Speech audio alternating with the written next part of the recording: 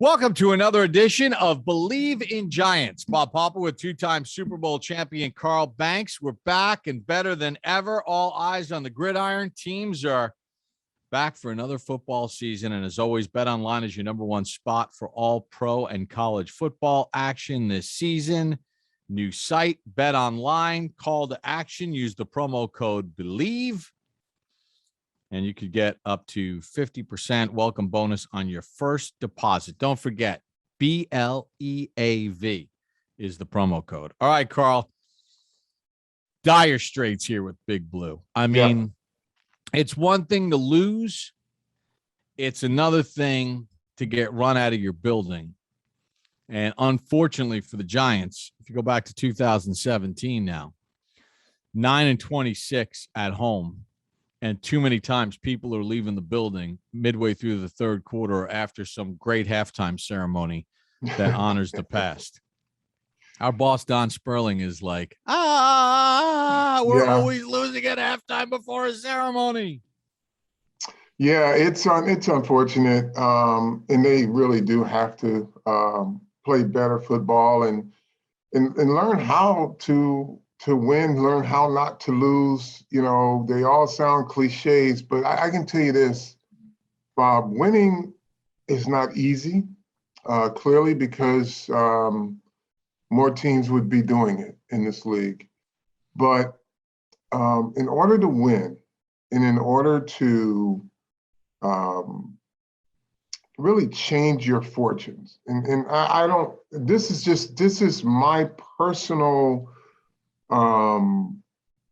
philosophy on this. And when I say this, people that have played the game will get what I'm saying. They may not look at it the same way, but they'll get it. And winning, in order to be successful, something in you, something in your constitution has to die and be reborn. You have to. Oh, I got to hear this one. You have to, something has to die. Old habits, the way you do things, something has to die within your constitution in order for you to break through and change the way you do things. And, you know, it's, some people say, oh, it's culture, it's this, it's that. Something has to die. Something, you have to kill something inside of you, in your constitution, and it has to be reborn. It's just like, I remember training for track, right? And I didn't think I could make, 5 400-yard sprints, right? Mm-hmm. And I could do 3, no problem, right? And somebody said, you just got to push yourself through it. You got it. And then you literally, once you get there, something, that old guy who didn't think he could do it, he died. He died, and then you look forward to it. You look forward to winning. And that's where I think, as a team,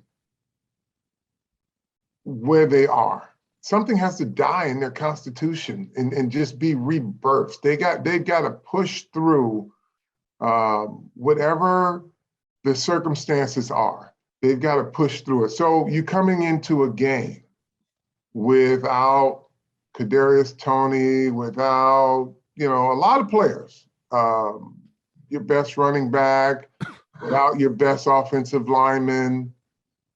But you know what? They are not canceling the games. So whatever it is that you got to do to win this game, you just got to do it.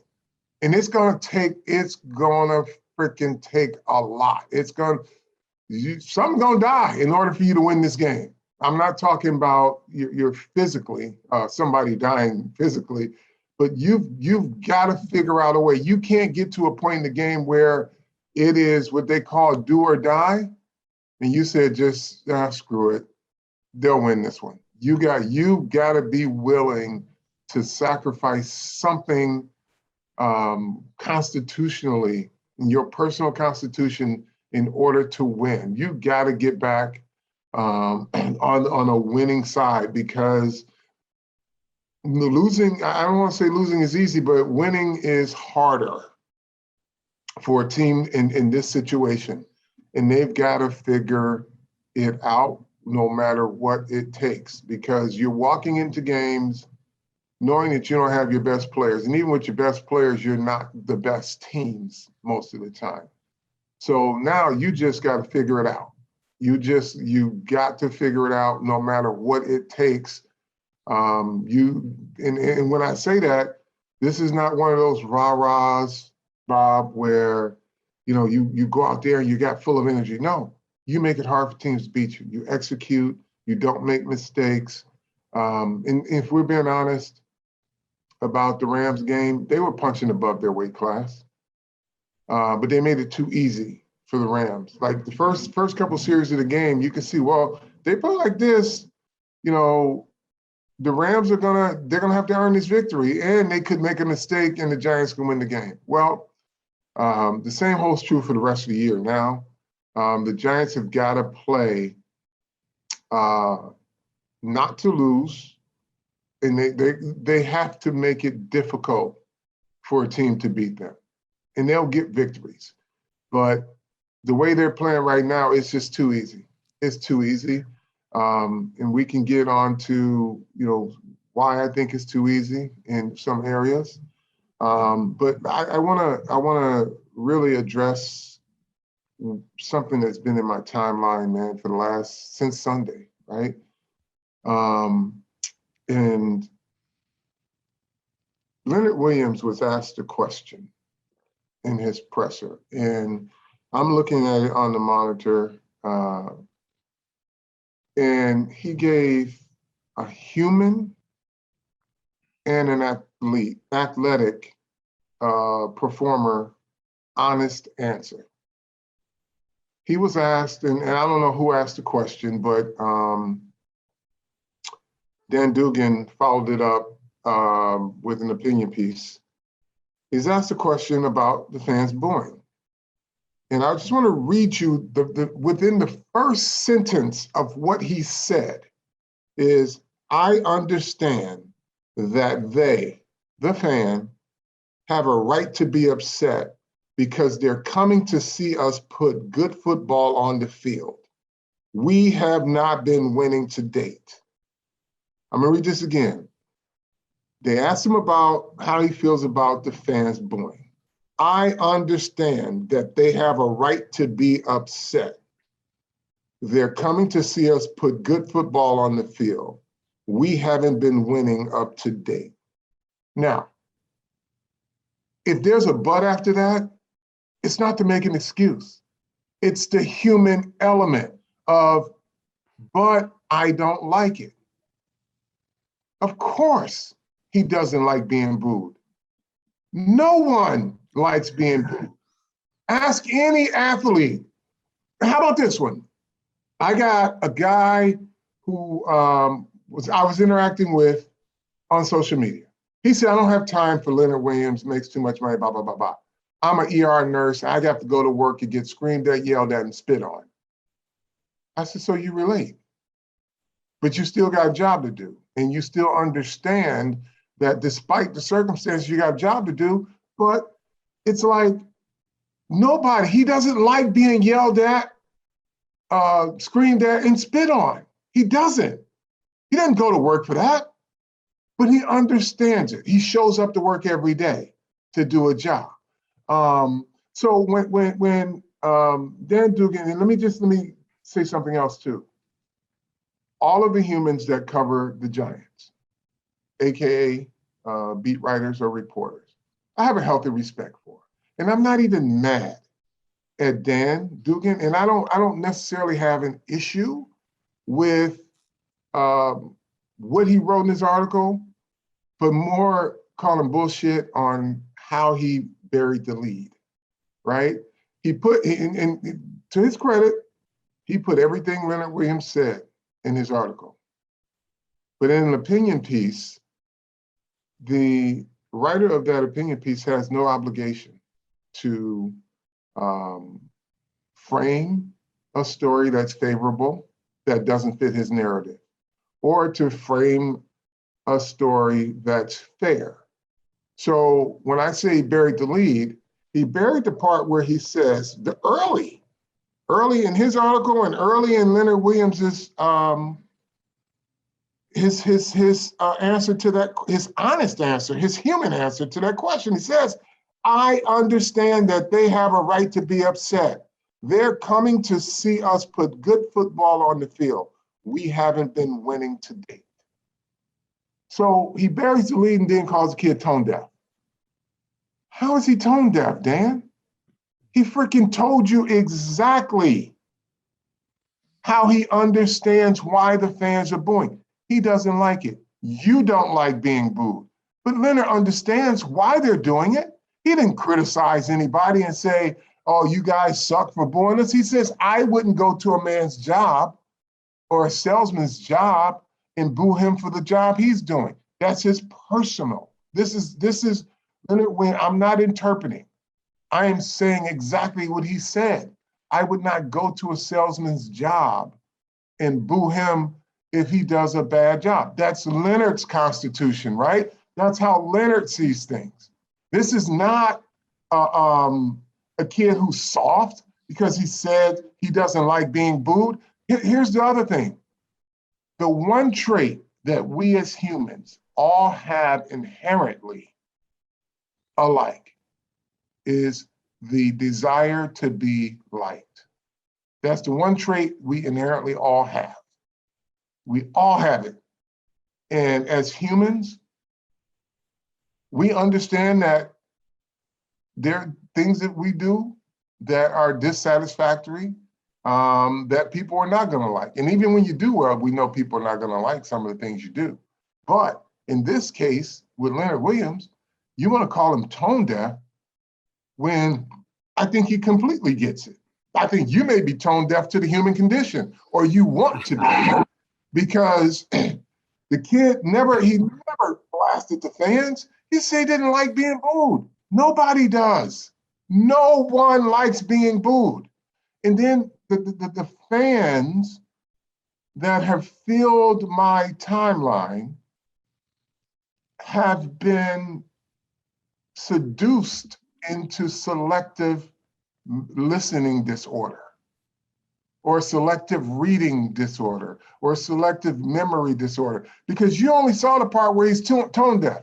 Every one of these comments on Leonard on my timeline is, oh, he's tone deaf. He needs to apologize. Apologize for what?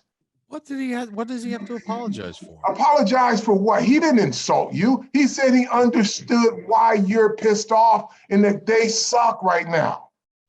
He understands that. He understands in order for fans to feel better about this team and not boo this team, they got to put a better product on the field. They got to put good football on the field. So listen, I don't have an issue personally with Dan. I don't even have an issue with how Dan wrote his article because I know what he was doing, but he led y'all right down the path and then you guys bit the bait. You did not read Leonard's within his opening statement that he understands that you have a right to be upset because you're coming to see good football and we put on the field and we haven't been winning. That's what he opened with. He don't have to apologize for being human and saying he doesn't like being booed. You don't either. And don't give me this, well, he makes so much money. Well, that's always the bottom line. Right. And that's what Dan put it in his article too. He put it in there about the money he makes. It doesn't matter. The ER nurse doesn't like being spit on while trying to care for people, right? So does it make a difference if Leonard Williams makes the money he makes, or the last man on the roster who makes very little money came up and said the same thing? It's the human condition, right? But booing is not good if someone showed up at your kid's game and because they're amateurs and booed your kid, right? Or what if someone booed you and said you're a horrible parent? Nobody likes it, folks. But we know the price that comes with playing professional sports. That is, there's an emotional connection with the fans and the fan base. He gets that. And he knows that in order for that to change, they got to win. He doesn't have to like it, but he knows. And he admitted that, again, I understand they have a right to be upset. They're coming to see us put good football on the field. He didn't bury that. He opened up with that, right? And then he gave you his human response of, I don't like being booed, but nobody does. So he shouldn't apologize. What is there to apologize for? He understands why you guys are upset. So, Carl, you make a lot of great points. I'll give you an example, right? So I get back from the game on Sunday. Kathleen and Max are at the game. They leave early, obviously. They're listening to the post-game show on the way home, sitting in traffic. And the first thing she says to me when I get home, she's a therapist by trade. So she deals with human element, human nature, the human condition. And the first thing she says to me is, wow, that was a really thoughtful answer by that player on the Giants about being booed. I mean, and she was like, I can't believe that then they tried to like trick him to get him to say a statement or say something that was going to kind of be slanted against the fans. And then she said, and I noticed every other player that came on during the interviews, that was like the first question. Well, she's like, who wants to be booed? Nobody wants to be booed. He gave a human answer, and he prefaced it with, I understand why. I wish they wouldn't. I'm paraphrasing. I don't like it. We don't want them to boo. I think about this, Carl. First of all, it always goes back in pro sports, because you were a pro athlete. It goes back to Cajish. The contracts and salaries of players, entertainers, athletes is made public. It becomes public knowledge. So people automatically look at it and like, man, I would do that for nothing. So they attach a dollar sign to it, and they forget that they're actually human beings. I mean, they have their own flaws. They get injured. They have they're people. They're people. They're not fantasy. I think this is another problem. Fantasy sports has depersonalized the athlete, where they're just a number now. They're a number. They're a value. Their production. Do they help me win my fantasy?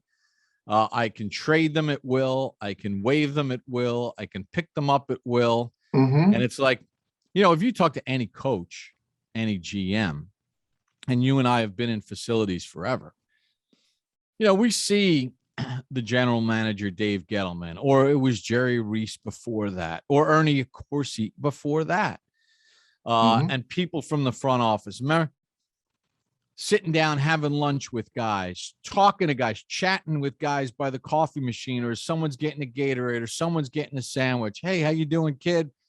How's the family? How's mom and pop doing? Maybe during the vetting process before they brought a player in, they got a chance to meet the family. And that gets completely lost. And on another note on this, so who out there hasn't, let's say, been to a restaurant? Okay. And you go and you're expecting a good meal, and you're paying a nice dollar for a meal, and the service of the food stinks.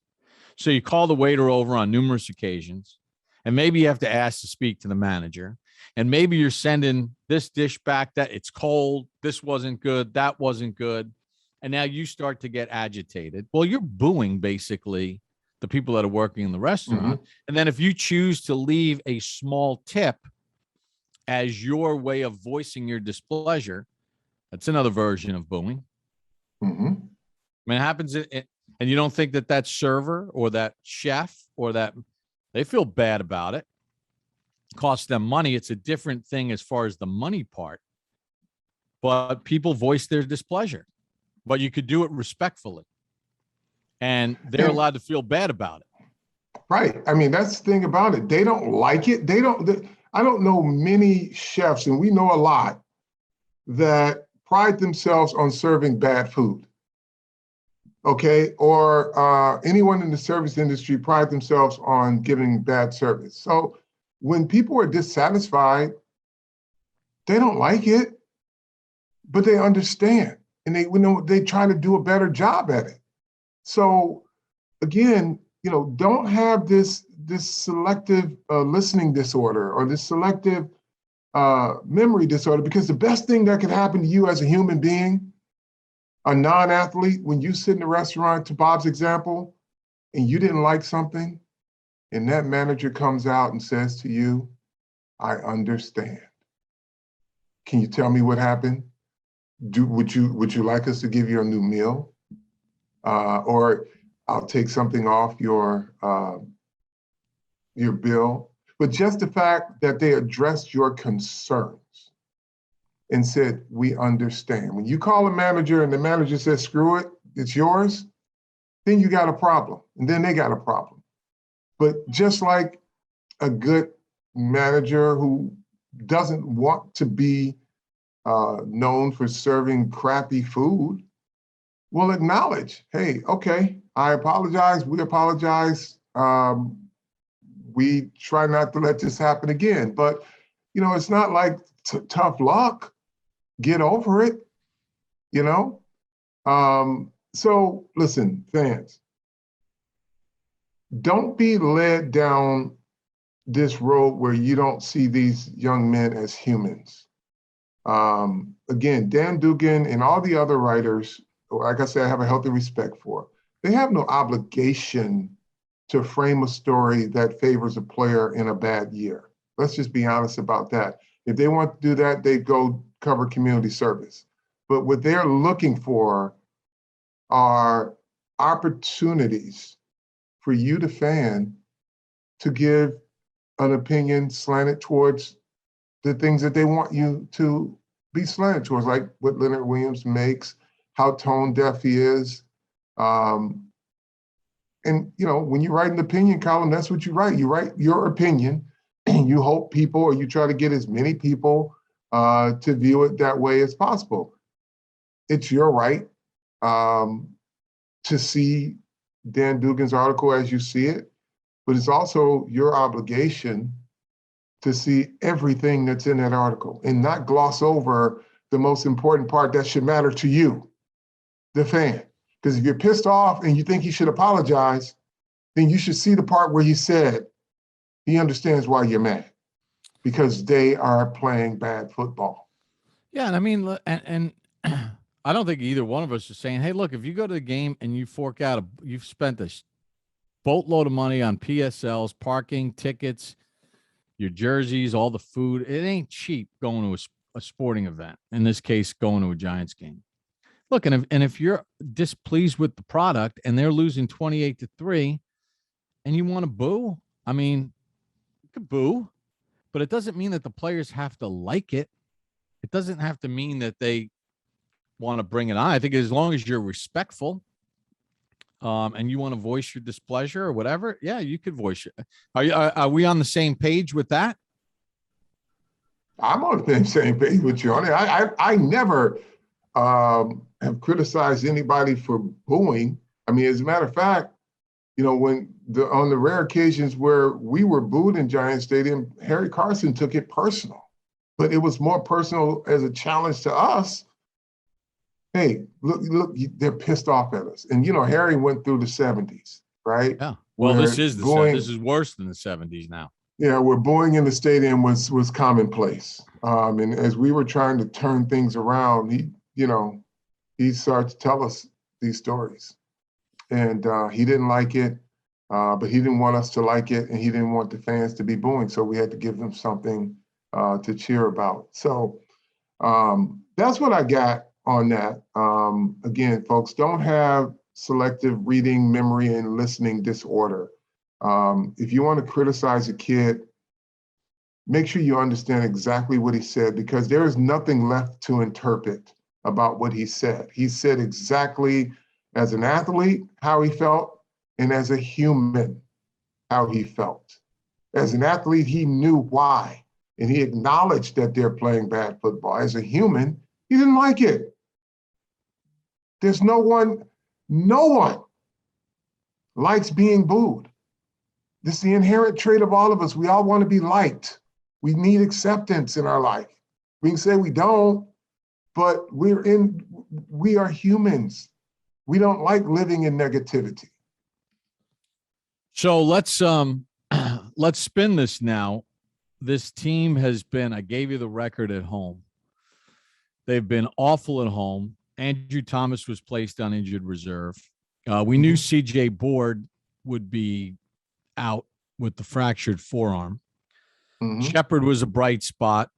Obviously, Kadarius Toney re-aggravated that ankle. You're going into this game limited. They don't have their best player, but they've been much more competitive, and they have 3 wins. What's the path to victory? I know you had a chance to study this and prepare for this game. Look, that you mentioned something earlier in this podcast. Last week, the Giants were punching up in weight class, meaning they were going against one of the top teams in the NFL. I think it's safe to say at this point, every week, whether the Giants are injured or healthy, until they prove that they can win football games, every week they're punching up in class. Yeah. So this week they're fair. punching a little less up in class. How do they win this football game? Or what are some of the things that they have to do, can they do to win this football game? Well, here's what they have to come to the realization of. Every team in the league has got something missing, right? The Cleveland Browns are now coming into their next game with no running backs. Both wide receivers are injured, and a quarterback who's basically playing with one arm, right? But you got to find a way to win. There's a path to victory. So it's number one mentality, Bob. When I said something has to die in your constitution in order for you to break through, and this just takes me to the made-for-TV moment, because Coach Judge talked about they're all in the submarine. They know it's only them that could get them out, right? And then so my guy Dan Orlovsky referred to Joe Judge as Timmy Toughnuts, and says players don't like Timmy Toughnuts. Like they don't like that type of talk. And as long as those calls are coming from outside the building and those players still believe in their coach, they can get out of it. But when the calls start coming from inside the building and there's doubt starting to kind of seep in, then you got a problem. Right now, I don't see any evidence of that, right? I was in Cleveland, and I'm going to get back to what they need to do this week, right? But I was in Cleveland when everybody was criticizing Bill Belichick, and the calls were coming from outside the building, but they were also coming from inside the building. It made it tough to turn things around. We finally got there 3 years later, 2.5 years later, but it was tough because we had players who was feeding bullshit to the media, talking about, the things that Bill Belichick was doing to the team. And, it was the same Timmy Toughnuts thing, right? But he knew what it took to win. And he just needed players to buy into it holistically. And we finally did. So when Joe Judge says that this team, we're in the submarine together, meaning they in it and they're the only ones who can get out of it. What do they need to do to win football games? Well, I can list a few things. But first, it's their mentality and believing that they can for 60 minutes, sacrificing everything they can as players to get that victory. Now, as coaches, you got to do something to help them as well, right? Again, I don't think anybody goes out with the intention of calling a bad game or putting bad plays out there, just like players, right? But you got to give yourself a better chance to win a football game. And when I say that, you're down some wide receivers, you're up some wide receivers. But there are 3 constants on this roster that, in my opinion, could help you a great deal, and it would also help your quarterback and your run game. Those constants are Kyle Rudolph, E Double, and Caden Smith. Those three players, so no matter what the rotation is, those guys can help your offense move the ball. When you're not running, or you're getting average yards running, and then you want to try to take a chunk play, we know that, oh yeah, the offense is not as exciting. They don't put points on the board. Well, we do know Kyle Rudolph is really good in the red zone. Figure out how to get him the ball in the red zone. We know in third and medium situations, Evan Ingram can have a matchup advantage. Caden Smith and Kyle Rudolph can have a matchup advantage. But you would think they all suck because we haven't seen enough of them. So I forgot now, Ingram was in the game the other day for a big stretch. Right. So when you need, look, in order to win games right now, you might have to make it boring. It may not be a 40-yard pass play. It may be a 12-yarder. It may be another 12-yarder, and then you might hit a 20, right? But if you got your quarterback staring down wide receivers, waiting for wide receivers to get open, and he's not looking at his tight end as an option, then you're not really utilizing the talent you have. So you're in the submarine together. Let's look at plays that can help your team.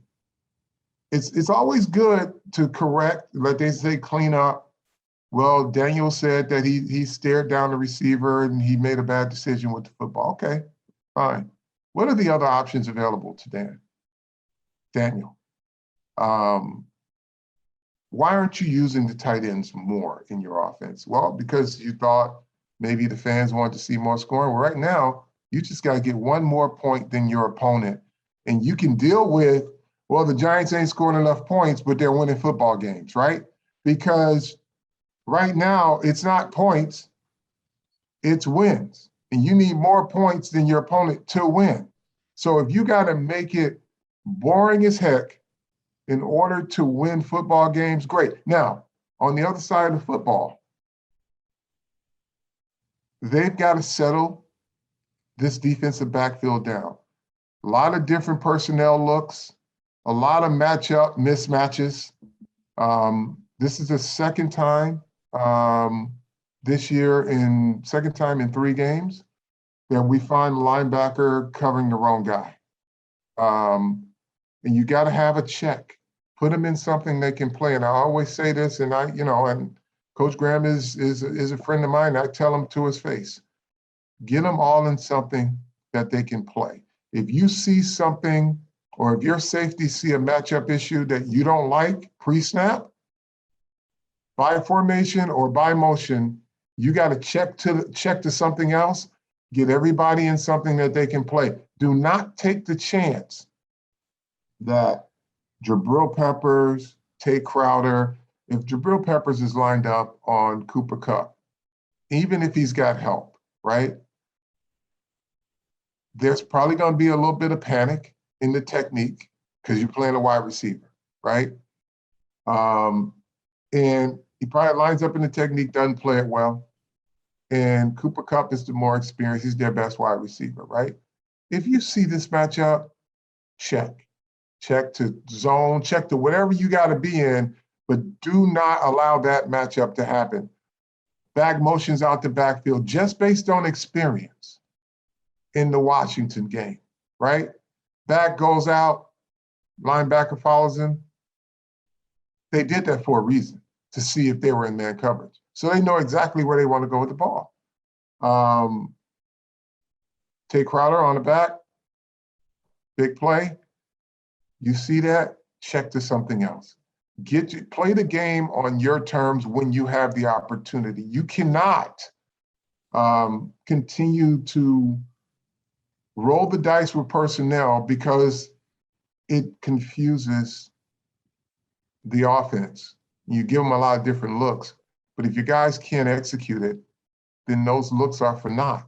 So I'd rather them know we're in something and know that they're going to get minimal versus the home run, right?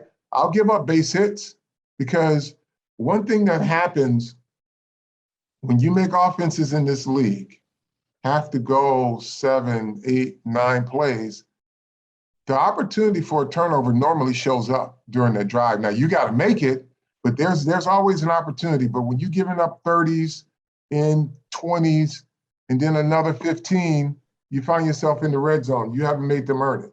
So my message to the offense, figure out how to incorporate your damn tight ends. They're pretty good in terms of skill set. People are saying to me, well, they wasted money on Kyle Rudolph. Maybe not, but we wouldn't know because they haven't tried him in the red zone. You know, how come there aren't packages that are conducive to his skill set?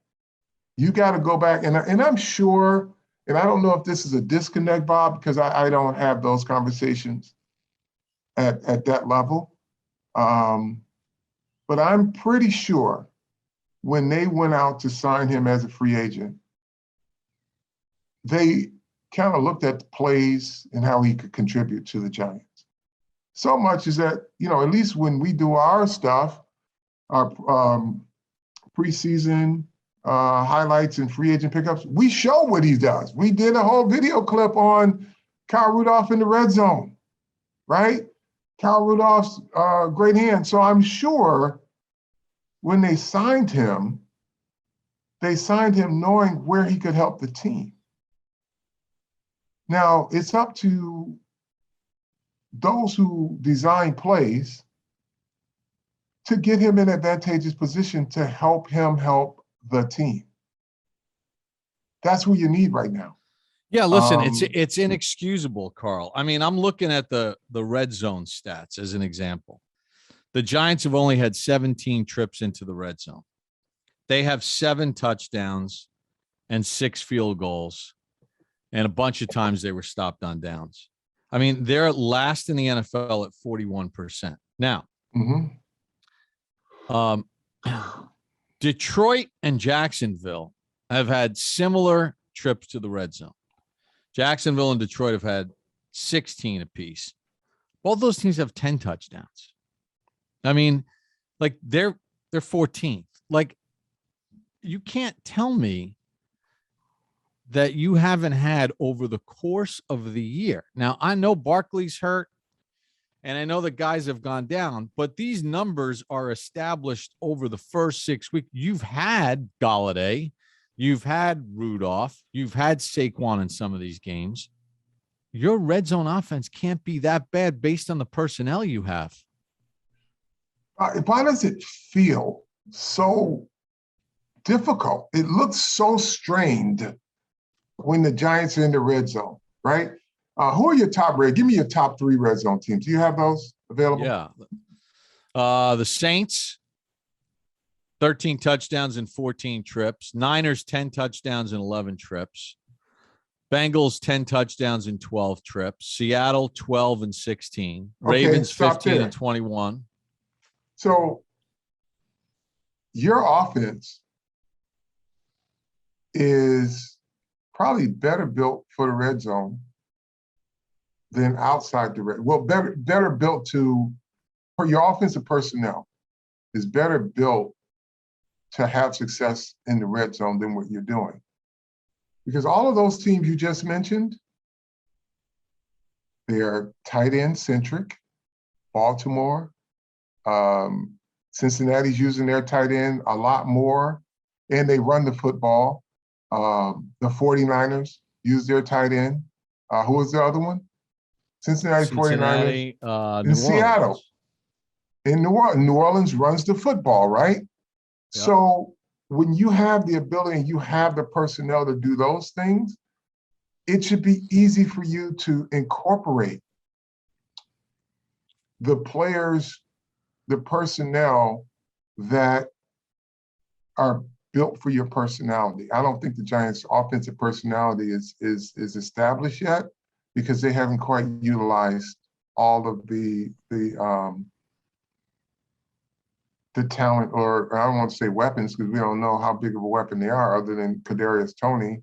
And we know what Sterling Shepard brings to the table, but they just haven't utilized the tight end. You got 3 tight ends who can do a lot of different things other than block or be decoys.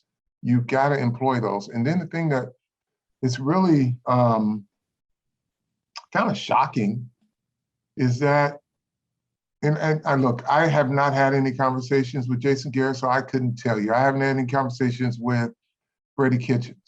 But when you've coached Jason Witten for, I don't know, what, 10 years? He was coaching Jason Witten? 8, 10 long years? time. And you know the importance of Jason Witten in an offense, especially one that you're spearheading. He was like 100 years old on 3rd and 6s, and somehow they always schemed it so he got open. Right. So why haven't we seen this? So you're discouraged because Evan Ingram dropped a couple passes. Okay, well, you got Caden Smith, you got Kyle Rudolph. You got 3 options there, but also the ability of an Evan Ingram, it's you got to use them. These are your matchups. It's no different than what the Rams did when they saw Tay Crowder and on a back, or they saw Jabril Peppers on their best wide receiver. You find those matchups and you exploit them. All you're doing is go ahead. It's what the Giants did against the Saints. They got a matchup with Saquon Barkley in space, and then they came back, to their credit, against the Cowboys, motioned him out. Parsons followed him, and they're like, this is a home run. And instead of running the go, we're running a deep in cut, and we got everything wide, and Parsons ain't pressing him. He's going to stay off him because he knows he can't stay with him. And then, of course, then we get back to player execution. Daniel Jones decides to airmail a 9-iron over the green on a play that you could, if you hit it, who knows? It's still running now, and then Barkley gets hurt on that very same play. So it's a game of matchups. Use them to your advantage. Use them to your advantage, and that's where this team really has to go in order to get in the win column. It ain't gonna be easy. You can lose a player a week, but they're not canceling games, and you have to figure out how to win. And defensively, Carl, their guys need to make plays when it matters. Like whether it's a Dory Jackson dropped interception against Atlanta, all these, Jones gets knocked out, Barkley's hurt, Galladay's hobbled, but somehow it's 10-10 in Dallas. And Bradbury's got a chance for an interception, and he doesn't make it, and suddenly you're down 17-10. Listen, it's not why they lost the game, but it's an example. I know McKinney had 2 interceptions, but when the game was still competitive, you get that tip ball by Ragland, you got to come away with that, man. You're punching up class. Yeah. You're up weight. It's all fine. You get them at the end of the game when you're getting smoked, but they got to make plays when it matters. Yeah, they do. And look, to their credit, because I did specifically name a few people on our last pod, Leonard Williams and Dexter Lawrence played really good football. And I hope, and this is just it's beyond the sacks that we saw. Some of the other things that they did in that game will show up on game tape. And my hope is that their example, because when your best players have to play good football and your role players have to do their jobs, well, it's time for everybody else now to follow that lead. They have to be consistent. That's 1 in a row for Dexter and Leonard. Now it's time for the other guys. Why were they getting gashed in the run game? People say, that was Leonard Williams and Dexter. No, Maybe it's your second level players that didn't have the right run fits. Right. Because if you got your defensive ends, defensive tackles that are eating up blocks and your linebackers are free, go fill the hole. And if you're afraid, and I'm not saying anybody's afraid, but if you think you're outmatched and wouldn't hold up, get there faster. Once you get there faster, you get a guy before he gets going, So defensively, you got to get your personnel into something they can play. Even if the other team knows it, they still have to execute. More so than putting the onus on your one or two players who've got to execute flawlessly when you know that the matchup is not favorable to your group. So and they got some wide receivers this week that can put a hurt on you. Yeah. I mean, Robbie Anderson, DJ Moore. I mean, if the Giants aren't, when Sam Darnold has time, you can be threatened. And he moves in the pocket. So pass rush lanes are important too, but it's the back end of this defense, the second level of this defense that has to perform, but it's also the play calling, what you have them in, get them. It's okay to be boring. You can play cover 2 and cover 3 all game and force the other team to execute all the way down the field, right? And I guarantee you, within every long drive, there is a turnover opportunity. Go look at the games. If you go 8, 9 plays in a drive, there's going to be a tip ball, there's going to be a drop something or an almost fumble. There's going to be an opportunity. And that's where this team has to be in order to start winning. You got to win ugly. You got to be willing to just do whatever it takes. And, when you talk about circling the wagons and, coach keeps saying that it's just them, right? And it just took me back to the beautiful collaboration of Buddy Ryan and his teams, right? Now, they're two different types of coaches. I'm not comparing the two, but there was no coach that could flex like Buddy Ryan, the late, great Buddy Ryan, because his teams, they circled the wagons. It was them against the world. And then there was, I call him Flex Ryan, same thing. He could get teams. It was his teams against the world. And that's where the Giants are right now. It's them versus everybody else. Ain't no help coming. So you might as well get an attitude of we got to just do whatever it takes in order for us to win this game, because each week they're punching above their weight class until they prove that they can stay in the ring with anyone. And right now they can't stay in the ring. They don't hold up. And it's, we knew the Rams were going to be a tall order. They didn't make it difficult for the Rams. We know what the Carolina Panthers are. They're aggressive. They're going to try to exploit what they see as your weaknesses on your offensive line. They're going to try to run the football because their offensive line blocks pretty good. It's you against everybody else. It's you against the world, Giants. And it's time now to really take that mentality, because it's, there are words that are spoken. I think your heart's in the right place, but you gotta, something, like I said, something in your constitution has to die to break through, and it's time. All right. I think you got anything else to get off your chest, or you're pretty good? No, that's it, man. All right. So make sure you head to the web. Nope. I'm showing up at everybody's job to boo them. That's a joke, everybody. That's a joke.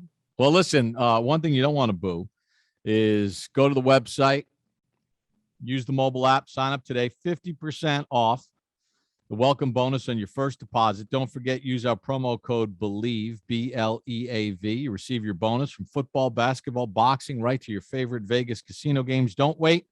Take advantage of all the amazing offers available for 2021. Bet online, the fastest and easiest way to bet on all of your favorite sports. Bet online, where the game starts. All right, Carl, how do we always end this? Tell a friend, tell a friend. Tell a friend to tell a friend. This one is one that everyone must listen to. So when you hear this, folks, you tell a friend to tell a friend. All right, let's see if the Giants could get back in the win column this week to take on the Panthers at MetLife Stadium. For Carl Banks, Bob Papa, tell a friend, Bleav in Giants.